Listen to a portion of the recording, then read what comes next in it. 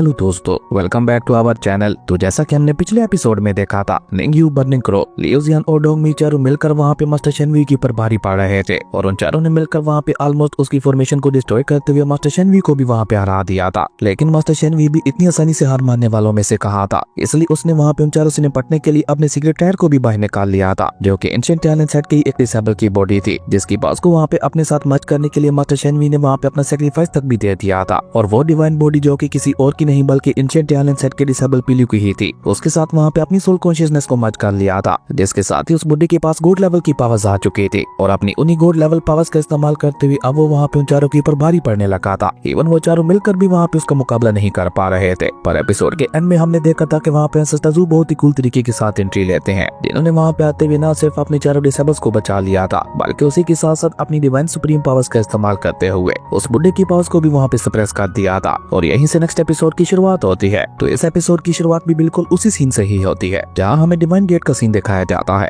जो कि ऑलमोस्ट वहां पे तबाह हो चुका था। और ये सब हुआ था सिर्फ और सिर्फ वहां पे एंसेस्टर ज़ू के आने की वजह से, जो देखकर मास्टर शेनवी, जो कि अभी के लिए पीलू की बॉडी के अंदर था, वो हैरान होते हुए अपने मन में कहता है, ये देखने से तो बस एक मामूली सा की रिफाइनिंग स्टेज का कल्टीवेटर दिखाई दे रहा है, तो उसके बावजूद भी इसने यहाँ पे इतनी आसानी के साथ मेरी गॉड लेवल की पावर्स को कैसे सप्रेस कर दिया, जिसका मतलब है कि ये कोई आम की रिफाइनिंग स्टेज का कल्टीवेटर नहीं है, बल्कि इसने यहाँ पे अपनी ट्रू पावर्स को छुपा रखा है। जबकि हम देखते हैं कि एंसेस्टर ज़ू भी वहाँ पे कोर लोग के साथ उस बुड्ढे को ही देख रहे थे, जो कि एंसेस्टर ज़ू को खत्म करने के लिए वहाँ पे लगातार अपने स्पिरिचुअल ऑरा को रिलीज किया जा रहा था। और देखते ही देखते उसने वहाँ पे अपने उसी स्पिरिचुअल ऑरा का इस्तेमाल करते हुए एक बहुत ही ज्यादा खतरनाक स्टार अटैक को क्रिएट करना शुरू कर दिया था, जो कि आसपास मौजूद सारे स्टार्स की पावर को वहाँ पे ऑब्जर्व करने लगा था। ये देखकर निंग्यू वहाँ पे थोड़ा घबराते हुए कहती है, ये स्टार्स तक की पावर को कैसे समन कर पा रहा है। जबकि वहीं दूसरी तरफ हम देखते हैं कि मास्टर शेनवी लगातार वहाँ पे अपने अटैक की पावर को बढ़ाए जा रहा था, जिसने देखते ही देखते वहाँ पे एक बहुत बड़े स्टार का ही रूप लेना शुरू कर दिया था। और अपने इतने ज्यादा खतरनाक अटैक को देखकर मास्टर शेनवी खुद ही वहाँ पे हंसते हुए उन लोगों से कहने लगा था, तुम लोग मेरे सुप्रीम सीक्रेट टायर की पावर को देखना चाहते थे ना, तो लो देखो मेरे टायर की पावर को। ये है मेरे सुप्रीम इमोर्टल टायर की ट्रू पावर, जिसके आगे तुम्हारे गोड्स भी नहीं टिक सकते। तुम लोगों को क्या लगा था कि मैं इतना ज्यादा बेवकूफ हूँ कि तुम लोगों से डरते हुए मैं यहाँ पे अपना सेक्रीफाइस दे दूंगा? बेवकूफ हो, ये सब तो मैंने अपनी बॉडी के अंदर मौजूद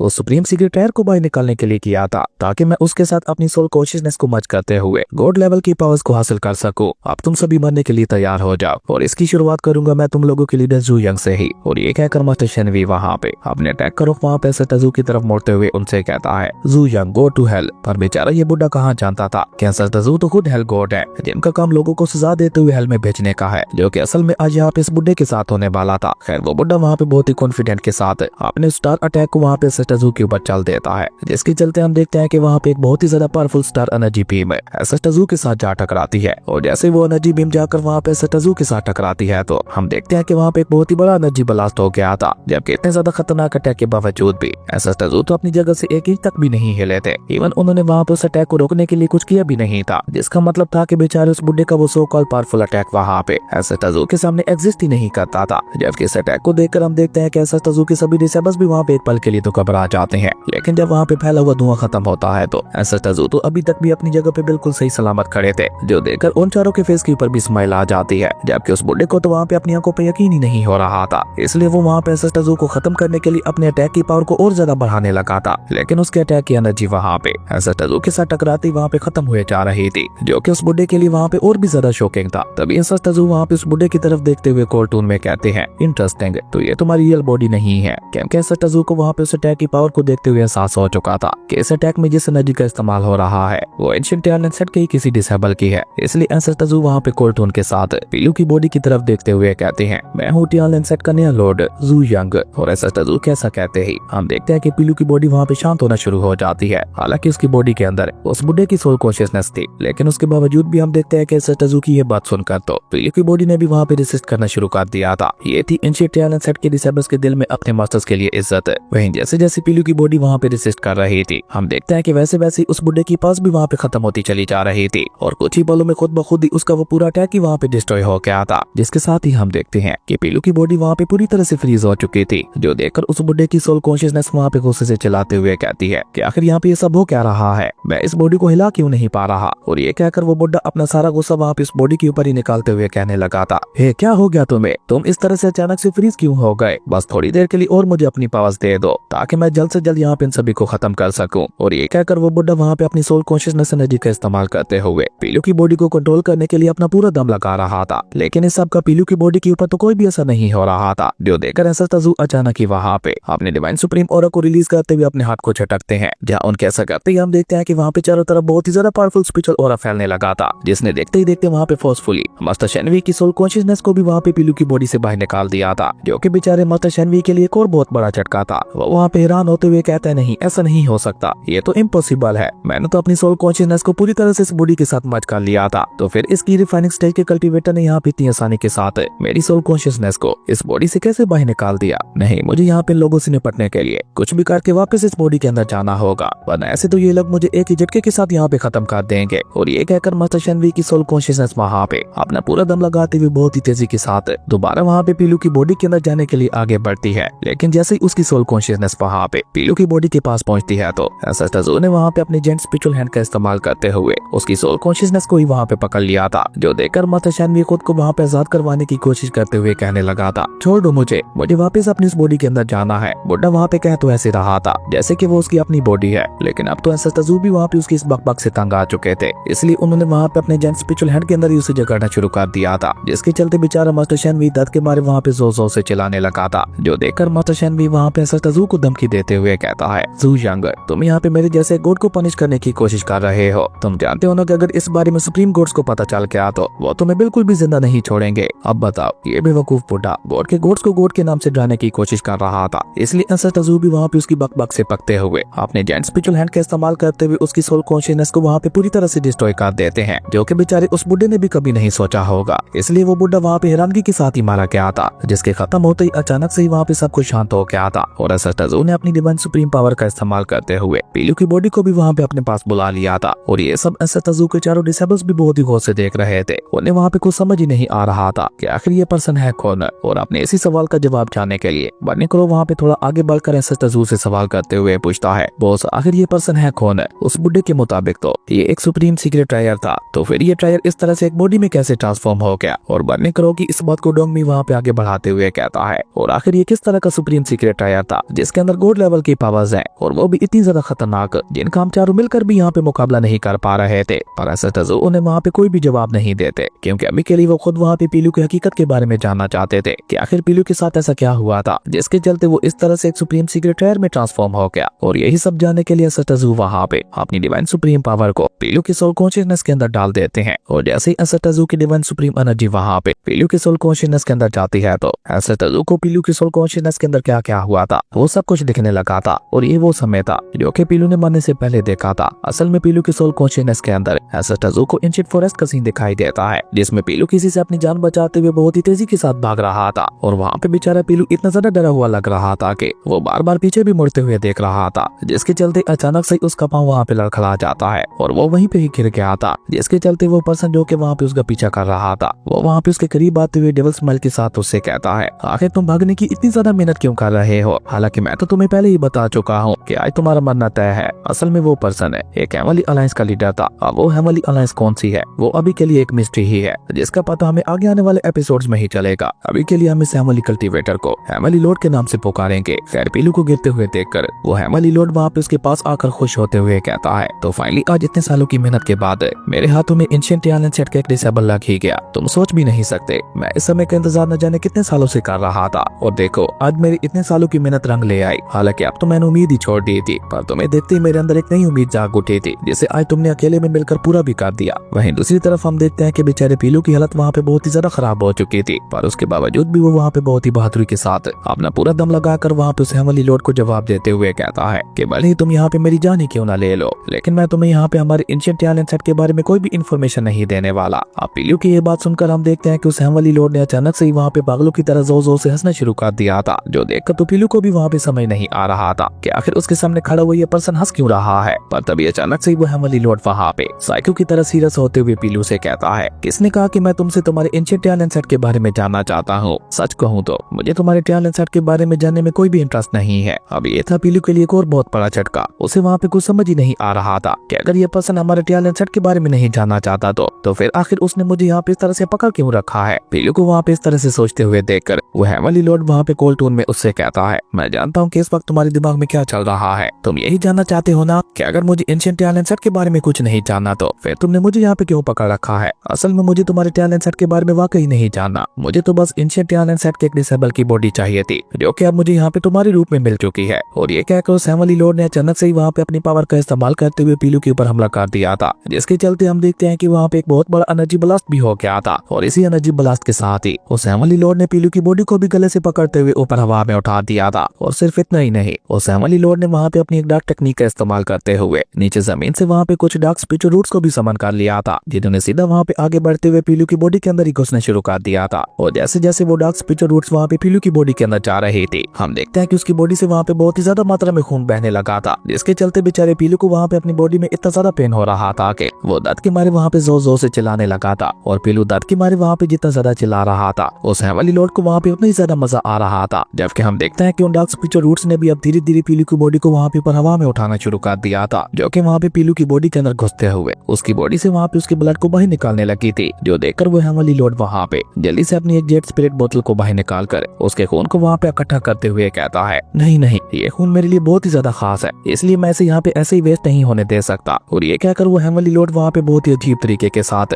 पीलू के खून को वहाँ पे इकट्ठा करने लगा था। और जैसे जैसे पीलू की बॉडी से वहाँ पे खून निकल रहा था, वैसे वैसे ही हम देखते हैं कि पीलू की बॉडी के अंदर ताकत भी खत्म होती चली जा रही थी। लेकिन आखिरी समय में भी वो वहाँ पे अपनी पूरी ताकत लगा कर उस हेवनली लॉर्ड को वहाँ पे धमकी देते हुए कहता है कि आज तुमने जो कुछ भी किया है ये हमेशा याद रखना, क्योंकि एक न एक दिन हमारे एंशिएंट टैलेंट सेट के लॉर्ड इसका बदला तुमसे जरूर लेंगे। लेकिन हम देखते हैं कि वो हेवनली लॉर्ड वहाँ पे पीलू के खून को पाकर इतना ज्यादा एक्साइटेड हो चुका था कि उसके ऊपर तो वहाँ पे पीलू की बातों का कोई भी असर नहीं हो रहा था, क्योंकि वो अपने बरसों के मकसद में जो पूरा हो चुका था। और तभी वो हेवनली लॉर्ड वहाँ पे उस बोतल को ऊपर हवा में उठाते हुए कहता है, एंशिएंट टैलेंट सेट के डिसेबल्स की बॉडी बहुत ही ज्यादा खास होती है, और ऐसी कमाल की फिजिकल बॉडी इस पूरी दुनिया में ढूंढ पाना बहुत ही ज्यादा मुश्किल काम है। लेकिन मेरी किस्मत तो आज मेरे ऊपर कुछ ज्यादा ही मेहरबान थी, जो मुझे न सिर्फ यहाँ पे एंशिएंट टैलेंट सेट के डिसेबल की बॉडी मिल गई, बल्कि उसी के साथ साथ उसका खून भी मिल गया। और अब इन दोनों चीजों का इस्तेमाल करते हुए मैं बनूंगा एक ट्रू गॉड, जिसके बाद कोई भी मेरा मुकाबला नहीं कर पाएगा। और ये कहकर उस हेवनली लॉर्ड ने अचानक से ही वहाँ पे पागलों की तरह जोर जोर से हंसने शुरू कर दिया था। और ऊपर से जैसे जैसे एंसेस्टर्स वहाँ पे ये सब देख रहे थे, उनका गुस्सा भी वहाँ पे बढ़ता चला जा रहा था। और जैसे जैसे उनका गुस्सा वहाँ पे बढ़ रहा था, हम देखते हैं कि उनकी बॉडी से खुद ब खुद ही वहाँ पे उनका डिवाइन स्पिरिचुअल ऑरा रिलीज होना शुरू हो चुका था, जो कि देखते ही देखते वहाँ पे कुछ ही पलों में वहाँ पे चारों तरफ फैल चुका था, जिसके इम्पैक्ट की वजह से हम देखते हैं कि पूरा सेंट्रल रीजन ही वहाँ पे हिलने लगा था। इवन हम देखते हैं कि एंसेस्टर्स के सभी डिसेबल्स के लिए भी वहाँ पे खड़ा रह पाना मुश्किल होता चला जा रहा था। लेकिन हम देखते हैं कि एंसेस्टर्स का गुस्सा तो वहाँ पे शांत होने का नाम ही नहीं ले रहा था। और अब तक तो बस वहाँ पे स्पिरिचुअल ऑरा फैल रहा था, पर अब उस स्पिरिचुअल ऑरा ने वहाँ पे डिवाइन हेवनली फ्लेम का रूप लेना शुरू कर दिया था, जो कि अपने रास्ते में आने वाली हर एक चीज को वहाँ पे तबाह करती जा रही थी। और अभी तक तो एंसेस्टर्स ने वहाँ पे अपनी आंखें नहीं खोली थी, लेकिन उसके बावजूद भी वहाँ पे इतनी ज्यादा तबाही मच चुकी थी, जो देखा तो अब एंसेस्टर्स के सभी डिसेबल्स को भी वहाँ पे डर लगने लगा था, क्योंकि अगर वहाँ पे सब थोड़ी देर के लिए और ऐसे ही चलता रहता तो पूरा सेंट्रल रीजन ही वहाँ पे डिस्ट्रॉय हो जाता। इसलिए बर्निंग क्रो, जो कि वहाँ पे एंसेस्टर्स के सबसे ज्यादा क्लोज था, वो वहाँ पे एंसेस्टर्स के थोड़ा और करीब जाते हुए वहाँ पे उनका नाम पुकारता है, जिसके चलते हम देखते हैं कि एंसेस्टर्स भी वहाँ पे बहुत ही गुस्से के साथ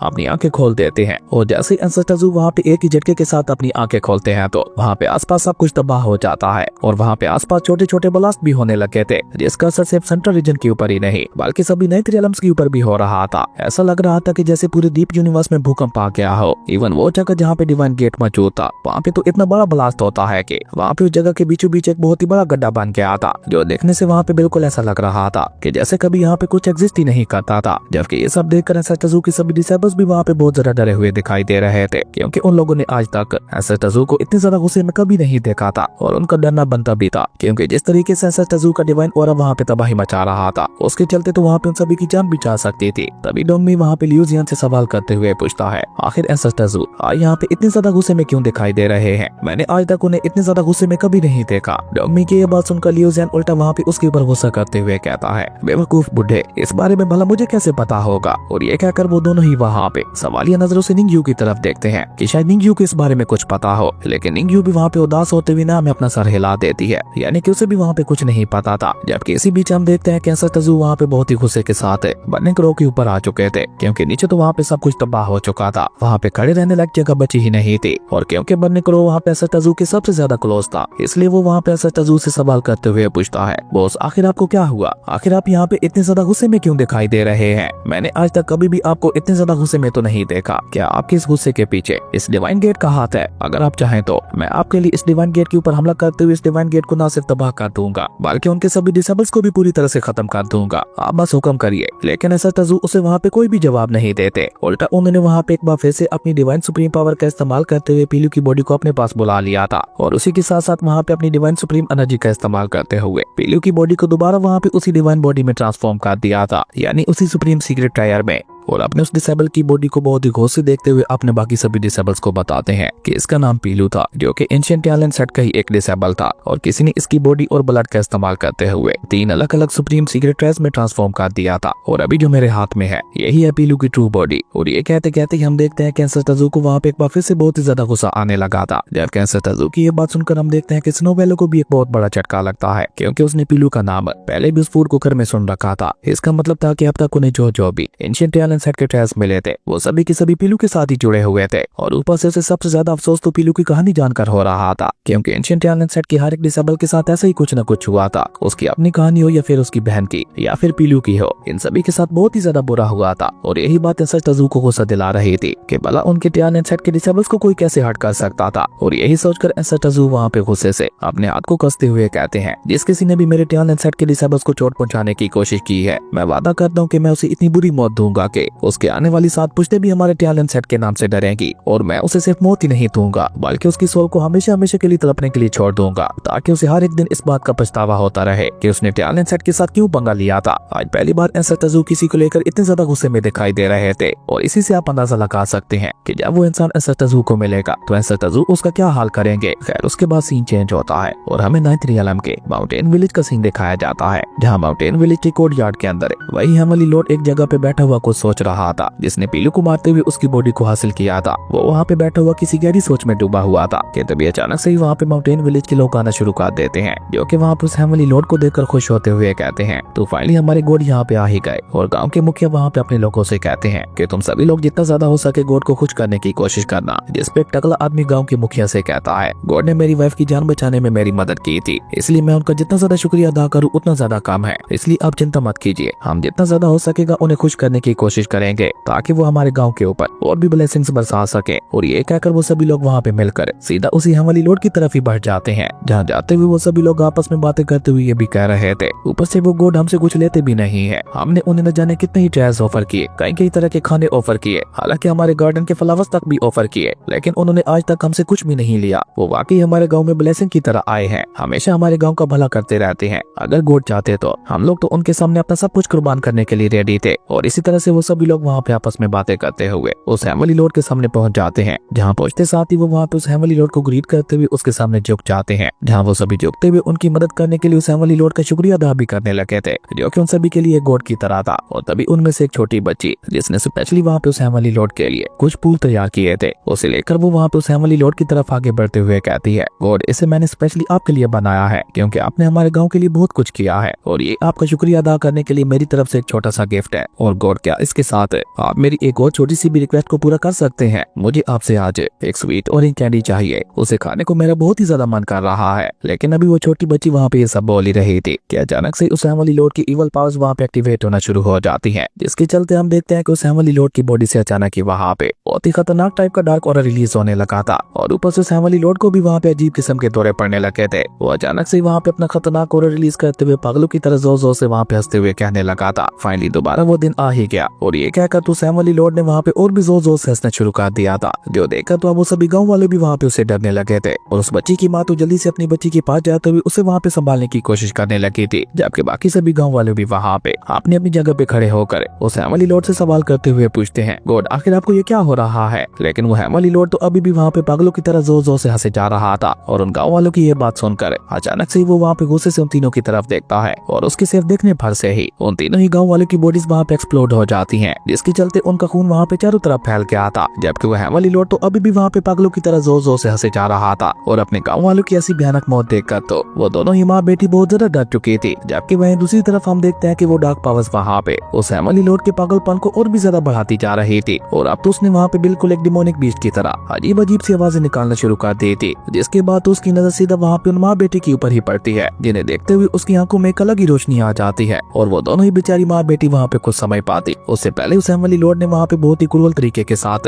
उन दोनों की बॉडी को भी वहाँ पे एक्सप्लोर करते हुए उन्हें वहाँ पे खत्म कर दिया था, जिसके चलते उसी कोर्टयार्ड के अंदर ही उनका खून वहाँ पे फैल गया था। असल में ऐसा इसलिए हो रहा था क्योंकि उस फैमिली लॉर्ड को वहाँ पे एक और टैलेंट सेट के डिसेबल कोरा महसूस हो चुका था और वही उसके वहाँ पे पागलपन को बढ़ा रहा था, जिसके चलते वो वहाँ पे एक बार फिर से बिल्कुल डीमन की तरह जोर जोर से हंसते हुए कहता है, आज पूरे 10 लाख सालों के इंतजार के बाद मुझे एक और टैलेंट सेट के डिसेबल के बारे में पता चल चुका है और अब उसका भी वही हाल होगा जैसा कि पहले वाले डिसेबल के साथ हुआ था। और एक बार इसका भी खून और बॉडी मुझे मिल गई तो उसके बाद तो खुद सुप्रीम कोर्ट भी मेरा कुछ नहीं बिगाड़ पाएगा। और ये कहकर वो वहाँ पे टैलेंट सेट के डिसेबल को याद करते हुए कहता है, तुम नहीं जानते कि तुम्हें हासिल करने के लिए मेरा दिल कितना ज्यादा तड़प रहा था। अब इस फैमिली लॉर्ड को कौन से टैलेंट सेट के डिसेबल को और महसूस हुआ था ये तो हमें आने वाले एपिसोड में ही चलेगा, पर अगर इसने गलती से एसेस्टाजू की औरों को महसूस कर लिया होगा तो फिर इसका क्या अंजाम होगा, बेचारा ये फैमिली लॉर्ड सोच भी नहीं सकता। खैर उसके बाद सीन चेंज होता है और हमें इमॉर्टल टैलेंट सेट की टेरिटरी का सीन दिखाया जाता है, जहाँ पे हम देखते हैं कि बैटल अरीना के अंदर लिंगजुई और रिनजुई दोनों मिलकर वहाँ पे आपस में शॉट प्रैक्टिस कर रही थी, जबकि चाओ फेंग वहाँ पे झाड़ू देते हुए वहाँ पे सफाई कर रही थी। उसे तो जैसे वहाँ पे उन लोगों से कोई मतलब ही नहीं था, वो बस वहाँ पे जितना ज्यादा हो सके अपने गुस्से को कंट्रोल करने की कोशिश कर रही थी। जबकि वहीं दूसरी तरफ हम देखते हैं कि फेंग वहाँ पे लीना और लिंगजू से शिकायत करते हुए कह रहा था कि सेंट्रल रीजन की उस डीमन किलिंग कॉन्फ्रेंस के लिए हमें भी जाना चाहिए था। फेंग की ये बात सुनकर लीना वहाँ पे गुस्सा होते हुए उससे कहती है कि ये सारी तुम्हारी ही गलती है, अगर तुम उस दिन टैलेंट सेट में मौजूद होते तो हम दोनों भी वहाँ पे उनके साथ जा सकते थे, पर तुम्हें तो हर दिन कहीं ना कहीं जाना ही होता है। अब देख लो तुम्हारी वजह से हमने कितनी बड़ी अपॉर्चुनिटी को मिस कर दिया। और ये कहकर लीना वहाँ पे अपना सारा गुस्सा फेंग के ऊपर ही निकालने लगी थी, जिसपे फेंग भी वहाँ पे उसके मजे लेते हुए कहता है, अगर मैं उस दिन बाहर था तो मुझे वापस भी तो बुला सकती थी, और वैसे भी मैं बाहर मजे करने के लिए नहीं गया था, मैं तो बस एसेस्टाजू की टेरिटरी को और ज्यादा बढ़ाना चाहता हूँ और इसी सिलसिले में हर रोज बाहर जाता रहता हूँ। हालांकि ये भी हमारे टैलेंट सेट के लिए बहुत बड़ा काम है, लेकिन तुम्हें तो मेरे साथ आना ही नहीं होता। फेंग की ये बात सुनकर लीना वहाँ पे बुरा समूह बनाते हुए कहती है, हाँ क्योंकि मुझे इसमें कोई भी इंटरेस्ट नहीं है, ये फालतू का काम तुम खुद से ही करो। और उन दोनों को वहाँ पे इस तरह से आपस में बहस करते हुए देखकर लिंगजू वहाँ पे उन दोनों से ही कहता है, ओके अब इस तरह से आपस में लड़ना बंद करो। वैसे भी निंगयू और बाकी सभी लोग तो वहाँ पे गए ही हैं और मेरे ख्याल से सेंट्रल रीजन को संभालने के लिए वो चारों ही काफी हैं। अगर तुम सभी लोग ही वहाँ पे चले जाते तो तुम सभी ने मिलकर पूरी नाइट रियलम के अंदर हलचल मचाना शुरू कर देनी थी। लिंगजू की ये बात सुनकर हम देखते हैं कि फेंग भी वहाँ पे हंसने लगा था, क्योंकि उसका इरादा बिल्कुल यही था। असल में फेंग का सिर्फ एक ही मकसद था, वो एसेस्टाजू के खौफ को हर जगह फैलाना चाहता था ताकि हर कोई एसेस्टाजू के नाम से भी कांपे। जबकि वहीं दूसरी तरफ हम देखते हैं कि उन दोनों लड़कियों की शॉर्ट फाइट वहाँ पे और भी ज्यादा खतरनाक होती चली जा रही थी, जिसे देखते हुए लीना वहाँ पे लिंगजू से कहती है, अगर फेंग अपनी पावर्स का गलत इस्तेमाल करता तो एसेस्टाजू ने इसकी पावर्स को दोबारा से सप्रेस कर देना था, जैसा ये पहले भी कई बार करवा चुका है, लेकिन फिर भी इसे अकल नहीं आती। तभी लिंगजू भी वहाँ पे अपनी फाइट को रोकते हुए उन तीनों से कहती है, एसेस्टा ने हमें भी तो गॉड लेवल की पावर्स दी है, जिन्हें हम लोग अभी तक एक बार भी फील्ड में जाते हुए चेक नहीं कर पाए। जिस पे लिंगजू वहाँ पे स्माइल करते हुए उनसे कहता है, पर अब इस बहस का क्या फायदा, अब तक तो मेरे ख्याल से लियो जियान और बाकी सभी ने मिलकर वहाँ पे सेंट्रल रीजन को अच्छी तरह से सबक सिखा भी दिया होगा। पर अभी लिंगजू वहाँ पे ये सब बोल ही रहा था कि तभी अचानक से वो तीनों वहाँ पे वापस आ जाते हैं, जिन्हें देखते हुए लीना के साथ साथ बाकी सभी भी बहुत ज्यादा खुश दिखाई दे रहे थे। जबकि लियो जियान, डोंगमी और निंगयू तो वहाँ पे बहुत ही ज्यादा सीरियस दिखाई दे रहे थे। निंगयू आते साथ ही वहाँ पे सीरियस होते हुए उन सभी से कहती है, एसेस्टाजू तुम सभी से एक बहुत ही ज्यादा जरूरी बात करना चाहते हैं। और ये कहकर निंगयू अचानक ही वहाँ पे अपने पास से एसेस्टाजू के भेजे हुए एनर्जी के टुकड़े को वहाँ पे बाहर निकाल लेती है, जिसने बाहर आते साथ ही वहाँ पे एसेस्टाजू की स्पिरिट फॉर्म का रूप लेना शुरू कर दिया था, जो कि सीधा ऊपर हवा में आते हुए कोल्ड टून में अपने सभी डिसेबल से कहते हैं, मेरे टैलेंट सेट के डिसेबल्स तुम सभी मेरी बात गौर से सुनो, हमारा टैलेंट सेट अब एक बहुत ही बड़ी जंग लड़ने जा रहा है, जिसके चलते तुम सभी लोगों को नाइट रियलम के ऊपर कब्जा करते हुए उन्हें अपने साथ मिलाना होगा और जितना ज्यादा हो सके उतने ज्यादा इमोर्टल लैंड यानी फायरी लैंड्स को भी हमारे टैलेंट सेट के अंडर लेना होगा। मुझे डीप स्पेस के अंदर जितने भी फायरी लैंड्स और प्लैनेट्स मौजूद है वो सभी के सभी अपने टैलेंट सेट के अंडर चाहिए, यानी कि उन सभी के ऊपर सिर्फ और सिर्फ मेरा राज होगा। ऐसा करने के लिए तुम लोगों को कुछ भी करना पड़े, किसी भी हद तक जाना पड़े, पर पीछे बिल्कुल भी मत हटना। अब तुम लोगों का सिर्फ एक ही मकसद है, इस डीप स्पेस के अंदर मौजूद हर एक प्लेनेट के ऊपर कब्जा करना। अब एसेस्टाजू को वहाँ पे इस तरह से गुस्से में देखकर लिंगजू भी वहाँ पे परेशान होते हुए कहता है, मेरे छोटे भाई को एक बार फिर से किसने गुस्सा दिला दिया, लेकिन ये इतने ज्यादा गुस्से में क्यों दिखाई दे रहा है, इसे इतने ज्यादा गुस्से में तो आज तक मैंने भी नहीं देखा। जबकि एसेस्टाजू की स्पिरिट वहाँ पे उन सभी लोगों से कॉल टून में कहती है, हमारी टैलेंट सेट की आर्मी को तैयार करते हुए आज से ही मेरे इस ऑर्डर के ऊपर अमल करना शुरू कर दो। और ये ऑर्डर देने के बाद एसेस्टाजू की स्पिरिट वहाँ से गायब हो जाती है, जिनके गायब होते ही हम देखते हैं कि एसेस्टाजू के सभी डिसेबल्स भी वहाँ पे बहुत ज्यादा परेशान हो चुके थे। और लिंगजू आगे बढ़कर वहाँ पे निंगयू से सवाल करते हुए पूछती है, आखिर एसेस्टाजू यहाँ पे इतने ज्यादा गुस्से में क्यों दिखाई दे रहे थे, जिसपे निंगयू तो उदास होते हुए अपना सर नीचे झुका लेती है। इसलिए डोंगमी उन्हें वहाँ पे जवाब देते हुए बताता है कि किसी ने हमारे एंशिएंट टैलेंट सेट के डिसेबल की बॉडी को रिफाइन करते हुए उसे मैजिक वेपन में ट्रांसफॉर्म कर दिया है, और यही बात एसेस्टाजू को गुस्सा दिला रही है। जबकि डोंगमी की यह बात सुनकर हम देखते हैं कि बाकी सभी डिसेबल्स को भी वहाँ पे एक बहुत बड़ा झटका लग लगता है, जिसके चलते हम देखते हैं कि अब उन सभी को भी वहाँ पे बहुत ही ज्यादा गुस्सा आने लगा था। और सबसे ज्यादा गुस्सा तो वहाँ पे चाओ फेंग को आ रहा था, वो जो कि अब तक अपने गुस्से को वहाँ पे दबा रही थी। अचानक से उसका गुस्सा वहाँ पे आउट ऑफ कंट्रोल हो जाता है, जिसके चलते हम देखते हैं कि उसके हाथ में पकड़ा हुआ झाड़ू तक भी टूट गया था। और इसी खतरनाक सीन के साथ हमारी अमेजिंग एपिसोड भी यहीं पे खत्म हो गया था। दोस्तों, अगर आपको ये वीडियो अच्छी लगी तो लाइक कर दें, और अगर चैनल पे नए आए हो तो सब्सक्राइब करते जाना। तो मिलते हैं एक नई वीडियो में, तब तक के लिए बाय।